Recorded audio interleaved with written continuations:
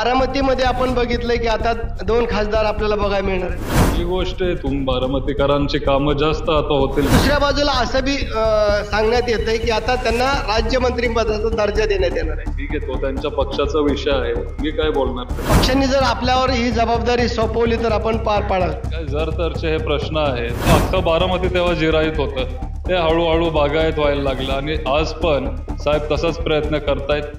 राज्यामध्ये आपण बघतोय की राज्यसभेवर सुनेत्रा पवार यांची आता वर्णी लागलेली आपण बघतोय। आपल्या बरोबर उपमुख्यमंत्री अजित पवार यांचे सख्खे पुतणे युगेंद्र पवार आहेत। मला सांगा, आपण बघितलं नुकत्याच लोकसभेच्या निवडणुका पार पडलेल्या आहेत आणि एका बाजूला सुप्रियाताई यांचा प्रचंड मताने विजय झालेला आपण बघितलं, तर दुसऱ्या बाजूला आता काकींची वर्णी राज्यसभेवर लागते।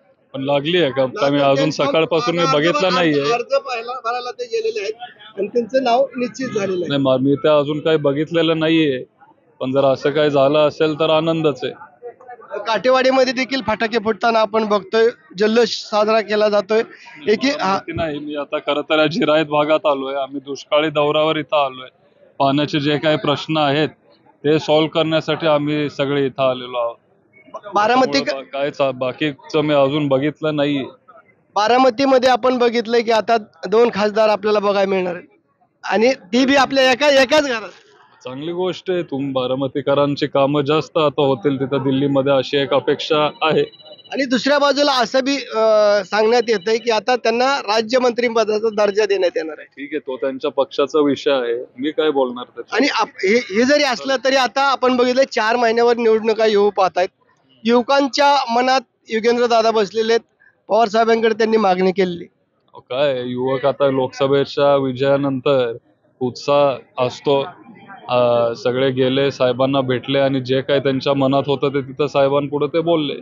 पक्षांनी जर आपल्यावर ही जबाबदारी सोपवली तर आपण पार पाडाल। काय जर तरचे हे प्रश्न आहेत, उद्या जर काय असं झालं तर आपण बघू, पण अजून मी ह्याच्यावर काही विचार अजून केला नाहीये।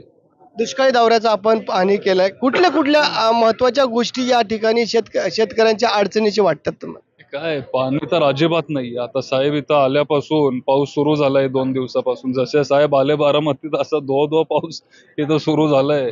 पण गेले 4 महिने अजिबात प्यायला पाणी नव्हतं। आम्ही सगळीकडे गेलो, आम्ही सगळीकडे फिरून ते बघितलंय स्वतः, गुरांना पाणी नाही, अजिबातच पाणी नव्हतं, एकदम बिकट वाईट परिस्थिती होती।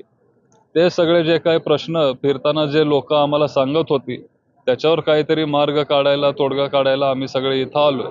म्हणजे साहेब स्वतः आलेत आणि साहेब हे सगळं बहुतेक मला वाटतंय मुख्यमंत्र्यांसोबत पण बोलणार आहेत, भेटणार आहेत आणि हे सगळे प्रश्न लगेच मार्गी ते लावणार आहेत। शाश्वत पाणी या भागातील शेतकऱ्यांसाठी मिळण्यासाठी काय केलं पाहिजे?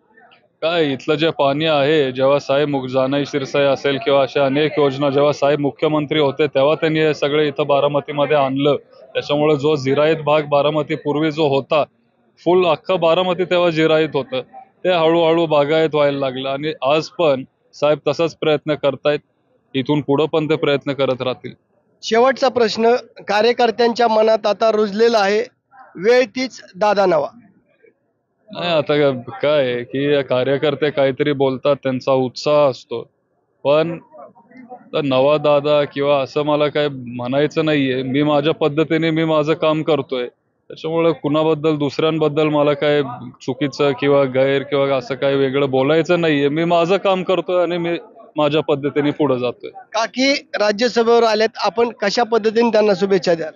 अजून मी बघितलं नाहीये, पण जर असेल बातमी खरी तर मग आनंदच आहे, त्यांना अभिनंदन मी करतो, शुभेच्छा देतो।